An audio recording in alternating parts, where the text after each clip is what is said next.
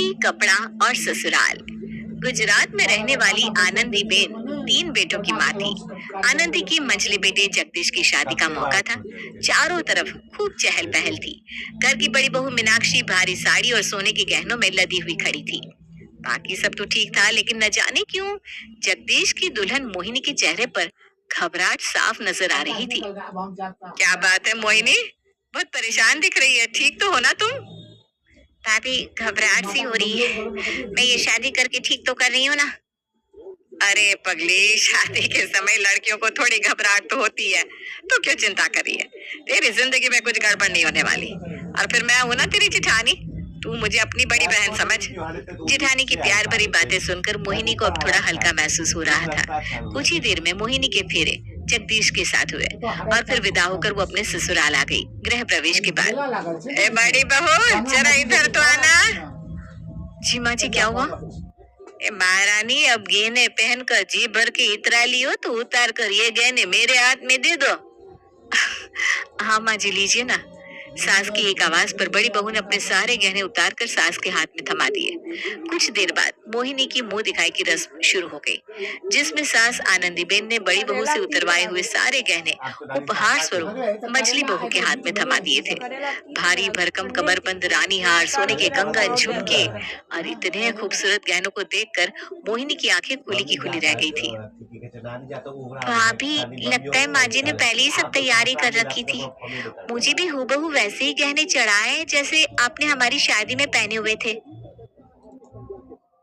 भाभी, मेरी साड़ी कैसी लग रही है? सासू माँ ने कहा है कि मैं आज की मुंह दिखाई के फंक्शन के लिए यही साड़ी पहनकर तैयार हो जाऊं। इस परिवार में आकर जैसे मेरी तो किस्मत ही बदल गई। इतने कीमती कपड़े जेवर पहनकर मैं ना बिल्कुल किसी राजकुमारी सी नजर आऊंगी। 1 साल पहले। ये ले बहू गहने और ये साड़ियाँ, सब आज से तेरा। और सुन, ये जो लाल गोटे वाली साड़ी है ना, यही पहन कर तैयार हो ना मुंह दिखाई के लिए। और जो बाकी बची साड़ियाँ है ना, उन्हें संभाल कर अलमारी में रख लेना। एक एक साड़ी 10,000 से कम नहीं है, सिर्फ खास खास मौकों पर पहनना। माँ जी, आप चिंता मत करिए, मैं इन साड़ियों को खास मौकों पर ही पहनूंगी। शादी के 5 दिन बाद। बहू, हम कह रहे कि दिखाओ जरा तुम्हारे मायके के सारे गहने कहाँ है, हाँ? और ऐसा कर, जो मुंह दिखाई में मैंने तुझे गहने दिए थे ना, वो भी लेकर आना। देख रही है ना आजकल माहौल कितना खराब है। मैं संभाल कर लोकर में रखवा देती हूँ। जब कहीं जाना होगा तो हमसे कहकर लोकर से मंगवा लूंगी। आप ठीक कह रही है माँ जी, आप गहने लॉकर में ही रखवा दीजिए। कुछ दिन बाद। बहुत बन ली तू सेठानी, ये महंगी साड़ियाँ जेवर पहन के। ऐसा है कि अब काम संभालने का वक्त आ गया है। पैसे भी इन भारी भरकम साड़ियों को पहनकर तुझसे काम तो होने से रहा है, तो इसलिए मैं तेरे लिए ये हल्की साड़ियाँ लेकर आई हूँ। इन्हें पहन और लग जा काम पर। 6 महीने में जगदीश का भी ब्याह करने का है। ये साड़ियाँ जेवर उसकी बीवी को भी तो चढ़ाने हैं। इतना पैसा नहीं है मेरे पास कि बार बार गहने और कपड़ों में पैसा खर्च करूंगी।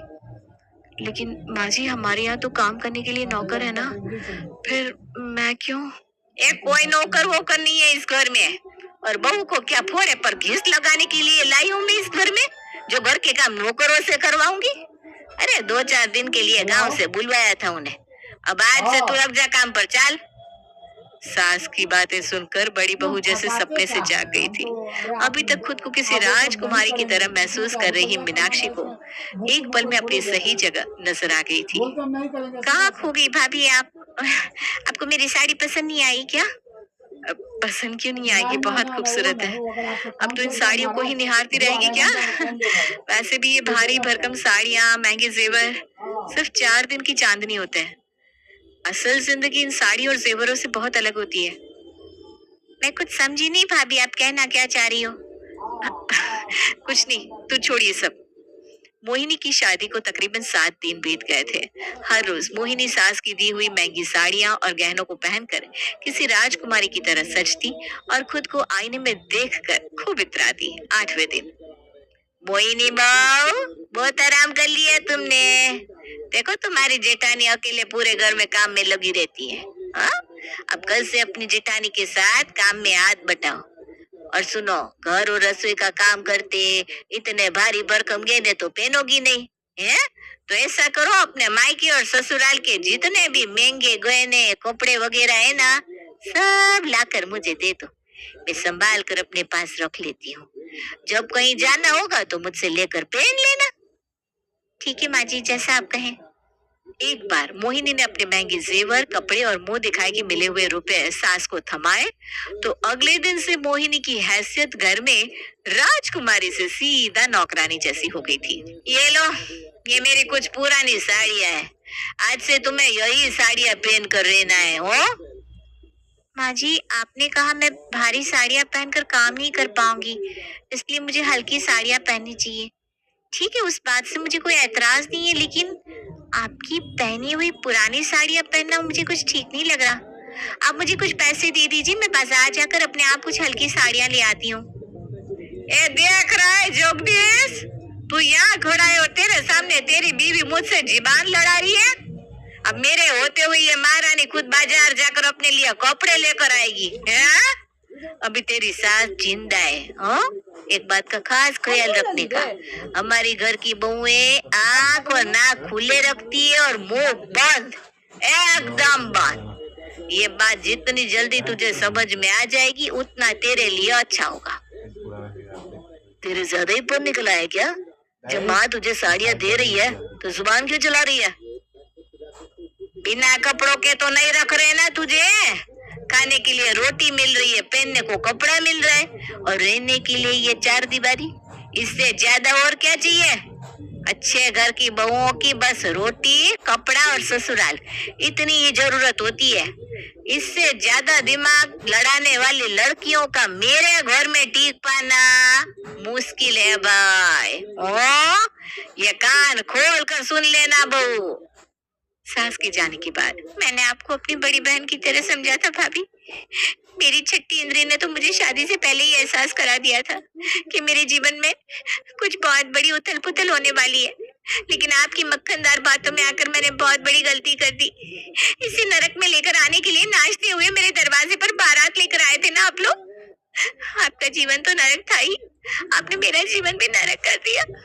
इस घर में औरतों की इज्जत एक दरवाजे पर पड़े हुए पायदान से ज्यादा कुछ भी नहीं है। ऐसी बात नहीं है पगली, अभी तो नई नहीं है ना, इसलिए तुझे ऐसा महसूस हो रहा है। कुछ दिनों में तुझे भी मेरी तरह आदत हो जाएगी। आप करती रहिए बर्दाश्त, मैं ये सब बर्दाश्त नहीं करने वाली। मैं आज ही अपने पापा को फोन करके यहाँ बुलाऊंगी। मोहिनी अपने पापा को फोन करती है और रो रो कर उन्हें सारी बात बता देती है। मोहिनी की रोती हुई आवाज सुनकर मोहिनी के पापा अगले ही दिन उसके ससुराल पहुंच जाते हैं। देख लीजिए पापा अपनी बेटी की हालत, आपकी बेटी को राजकुमारी की तरह रखेंगे यही कहकर ब्याह कर लाए थे ना ये लोग मुझे। शादी को 5 दिन नहीं बीते कि मेरी सास ने मेरे गहने कपड़े रुपए सब कुछ अपने पास रखकर उसमें ताला लगा दिया और मुझे पहनने के लिए ये फटे पुराने कपड़े दिए। घर में कामों में मदद करने के लिए एक नौकर तक नहीं है, न कपड़े धोने के लिए वॉशिंग मशीन, न घर की साफ सफाई करने के लिए कोई नौकरानी आती है। सुबह से लेकर शाम हो जाती है, हम दोनों देवरानी जेठानी पूरा दिन बैल की तरह सिर्फ घर के कामों में जुटे रहते हैं। इतना करने के बाद भी इस घर में हमें मान सम्मान नहीं मिलता। ये तो गलत बात है समधन जी। अभी मोहिनी की शादी को दिन ही कितने हुए हैं? आप अपने घर का जेवर उसे नहीं देना चाहती, ठीक है, लेकिन हमारे यहाँ से मिले हुए कपड़े और गहने तो उसे पहनने दीजिए। हमने अपनी बेटी से कभी ज्यादा काम नहीं करवाया।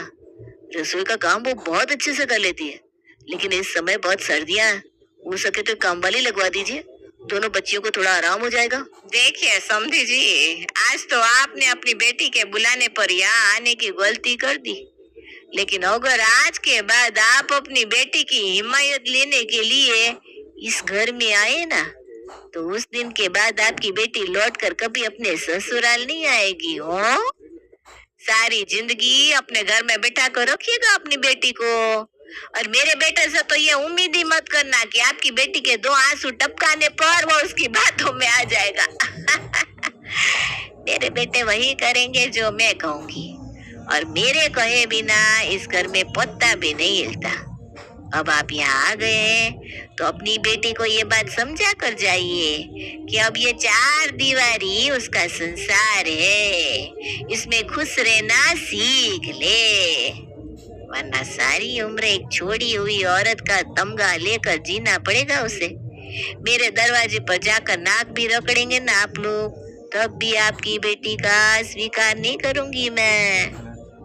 समधन के मुंह से कड़वे बोल सुनने के बाद मोहिनी के पिता घबरा जाते हैं। देख बेटा, समधन जी ठीक कह रही है, शादी के बाद ससुराल ही अपना घर होता है। दुख सुख तो सबके जीवन में आते हैं। अब तू इस घर को ही अपना सब कुछ समझ और जैसा तेरी सास कहती है ना वैसा कर। मुझे अभी अपनी दो बेटियों की शादी भी तो करानी है। मैं तुझे सारी उम्र मायके में बिठा कर तो नहीं रख सकता। इतना कहकर मोहिनी के पापा चले जाते हैं। मोहिनी अपनी किस्मत पर आंसू बहाने लगती है। अब समझ में आ गया ना तुझे कि मैं क्यों कह रही थी कि कुछ दिनों में तुझे इस माहौल की आदत हो जाएगी। देख पगली, ज्यादा शोर शराबा करने से कोई फायदा नहीं है। होगा वही जो माँ जी चाहेंगी। इसलिए अब जो हो गया सो हो गया। इसे अपनी किस्मत समझकर स्वीकार कर ले। जितनी जल्दी तू इस घर के माहौल में ढल जाएगी, उतनी जल्दी तेरी तकलीफ भी खत्म हो जाएगी। भाभी कितना कड़वा बोलती है माँ आप लोगों से। कैसे बर्दाश्त करती है आप माँ की बातें? विरोध क्यों नहीं करती कभी उनकी बातों का? मुझे तो ये समझ में नहीं आता देवर जी कि माँ जी ने आपको कौन सी घुट्टी चटाकर बड़ा किया है, जो आप घर में हमेशा सबके खिलाफ ही रहते हो। माँ जी और आपके दोनों बड़े भाई एक तरफ और आप एक तरफ। भाभी, मैं सिर्फ सच्चाई का साथ देता हूँ और मैं जानता हूँ कि माँ आपके साथ गलत कर रही है। मेरे दोनों भाई तो आंखों पर पट्टी बांधे बैठे हैं और उन्हें अपनी पत्नियों के साथ हो रहा अन्याय नजर नहीं आ रहा। मेरे कुछ भी कहने का कोई फायदा नहीं जब तक कि दोनों भाई कुछ नहीं कहते।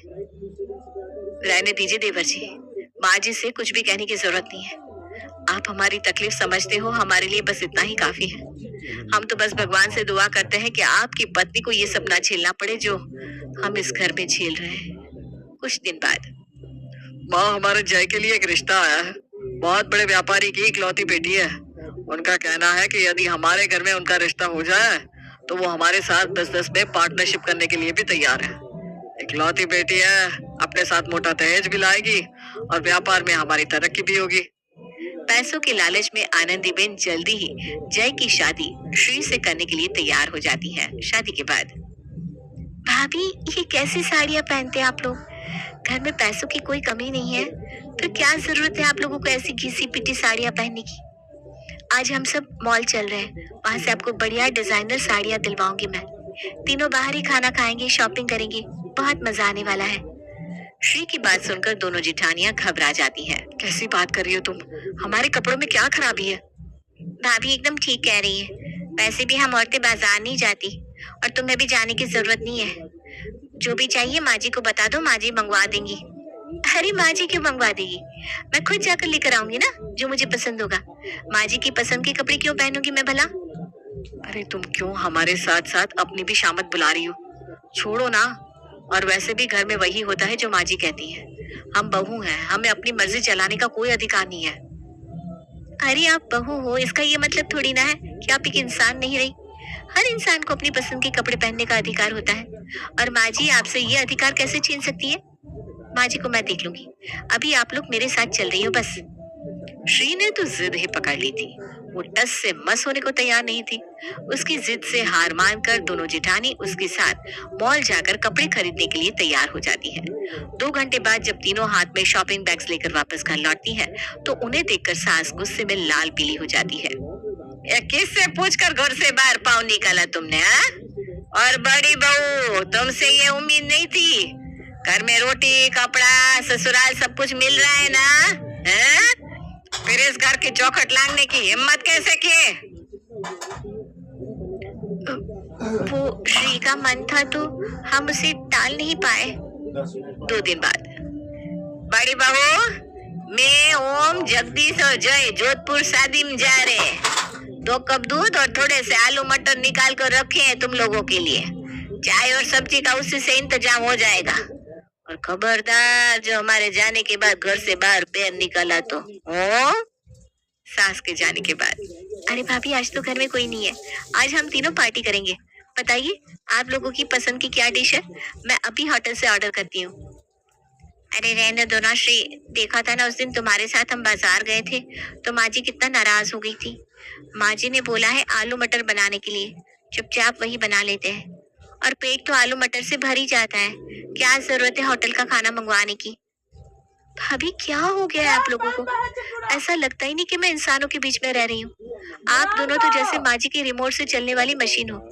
माँ जी जो बटन दबाती है उतना ही काम करते हो आप लोग। आपकी अपनी कोई इच्छा नहीं है? ना आपकी पसंद के कपड़े पहनती हो, ना अपनी पसंद का कभी खाना खाती हो, घर से बाहर नहीं जाती, ना कभी हंसती हो ना मुस्कुराती हो। क्या है ये सब? इतना सब जो तू देख रही है ना छोटी, सब 4 दिन की चांदनी है। 4 दिन बाद तेरे साथ भी वही सब होने वाला है जो हमारे साथ हुआ था। जो गहने कपड़े देखकर तू खुद को रानी महारानी समझ रही है ना, वो सब कभी हमें भी मिले थे। फिर उसके बाद हमें भी सौगात में ये फटी पुरानी साड़ियां और घर के काम मिले। तेरे साथ भी वही होने वाला है। इसलिए माँ जी से बैर करने से कोई फायदा नहीं। हमारा जीना और मुश्किल कर देगी वो। इसलिए घर में वही होता है जो माँ जी चाहती है। भाभी, भैया कुछ बोलते नहीं? आप अपने पति को क्यों नहीं बताती ये सब? इस घर में जो भी होता है माँ बेटों की मर्जी से ही होता है। तुम्हें क्या लगता है घर में इतना कुछ चल रहा है और उनके बेटों को कुछ पता नहीं? वो सब कुछ जानते हैं। जब तक बर्दाश्त हो रहा है कर रहे हैं। अब इस घर की 4 दीवारी में ही हमारी दुनिया है श्री। इस बात को तुम भी जितना जल्दी समझ लोगी उतना ही तुम्हारे लिए अच्छा होगा। ज्यादा सपने मत देखो, वरना बाद में उतनी ही तकलीफ होगी तुम्हें। अगर ऐसी बात है ना भाभी, तो अभी तो मैं होटल से खाना घर पर ही मंगाने वाली थी, लेकिन अब हम सब होटल में जाकर खाना खाकर आएंगे। अगर घर के बाकी लोग शादी में जाकर एंजॉय कर सकते हैं, तो हम घर में रहकर भी थोड़ा बहुत एंजॉय तो कर ही सकते हैं। श्री जबरदस्ती अपनी दोनों जेठानियों को लेकर होटल जाती है। घर से बाहर निकलकर खुली हवा में सांस लेकर मोहिनी और मीनाक्षी को बहुत अच्छा लग रहा था। बड़ी मुश्किल से अपने आप को मारकर पत्थरों की तरह जीना सीखा है हमने। फिर से हमें जीने की उम्मीद पैदा मत करो श्री, वरना हमारे लिए जीना और भी मुश्किल हो जाएगा। भाभी, बहुत सह लिया आप दोनों ने। अब किसी की ज्यादती सहने की जरूरत नहीं है आपको। जय ने मुझे सब कुछ बता दिया है। मैं और जय आप दोनों के साथ है। अब बस आप देखते जाइए।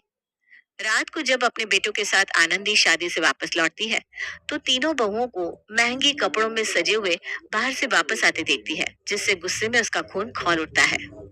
लगता है तुम तीनों अपनी औकात भूल गई हो। तुम्हें तुम्हारी औकात याद दिलानी ही पड़ेगी। छोटी के दम पर फुदक रही हो ना तुम तीनों। सबसे पहले इसी की अकल ठिकाने लगवाती हूँ। ए जगदीश, फोन लगा इसके बाप को। जगदीश के फोन करने के 10 मिनट के अंदर ही श्री के पापा उनके घर पहुंच गए थे। क्या हुआ श्री बेटा, इतनी रात को तेरी सास ने मुझे फोन करके यहाँ क्यों बुलवाया? सब ठीक तो है ना? कुछ भी ठीक नहीं है पापा। मेरी सास चाहती है कि मेरी शादी में मिला हुआ सारा सामान, गहने, कपड़े, रुपए सब मैं अपनी सासू माँ को दे दूं और उनके दिए हुए ये पुराने फटे चिथड़े पहनकर इस घर में उनके आगे पीछे घूमूं। इस घर में बहू को अपनी पसंद से खाने की, पहनने की, मुंह से आवाज निकालने की भी परमिशन नहीं है। ना वो घर से बाहर जा सकती है, ना अपने दोस्तों से मिल सकती है। सिर्फ एक जिंदा लाश बनकर जी रही है मेरी दोनों जेठानी। और जब मैंने ये सब करने से मना कर दिया तो इन्होंने आपको बुलाकर यहाँ बिठा लिया। ए साहेब समधी जी, ये मेरा घर है और इस घर में वही होगा जो मैं चाहूंगी। आपकी बेटी की कैंची की तरह cut cut cut cut cut जुबान चलती है। ऐसी लड़की का गुजारा मेरे घर में नहीं है। हाँ, आप अपनी बेटी को लेकर यहाँ से जा सकते हैं। नमस्ते। मैं जय को बोलकर जल्दी ही तलाक के कागज आपको भिजवा दूंगी। अरे मम्मी क्या कह रही हो? बोलने से पहले सोच तो लिया करो। ये सिर्फ हमारे समधी नहीं है, बिजनेस पार्टनर भी है और बिजनेस में इनकी पार्टनरशिप 75% है और हमारी 25। अगर ये शादी कैंसिल होगी तो ये अपनी डील खत्म कर देंगे और फिर हम सड़क पर आ जाएंगे। हम लोगों ने अपनी सारी सेविंग नए बिजनेस पर लगा दी थी। उस समय तो आप कह रही थी इकलौती बेटी है, इसका बाप ये पैसा लेकर कहाँ जाएगा, 100% के मालिक बन जाएंगे हम लोग। 100% के मालिक नहीं बनेंगे, 100% कंगाल हो जाएंगे हम लोग। बॉस भाई साहब, हमने तो ये कहने के लिए बुलाया था कि आपकी श्री के विचार बहुत अच्छे। मैं तो कह रही हूँ आज के बाद ये घर बिल्कुल ऐसे ही चलेगा जैसे श्री बोलेगी। बच्चों की तो खाने पीने की, पहनने ओढ़ने की उम्र है। आज से घर में सब काम मेरी बहू की पसंद से ही होंगे। मेरा क्या है, मुझे तो 2 रोटी मिलती रहे और क्या। आनंदी बेन की अकल ठिकाने पर आ गई थी और उस दिन के बाद ससुराल बहुओं की हंसी से रोशन हो गया था। रंग बिरंगी। मैं ये रात तो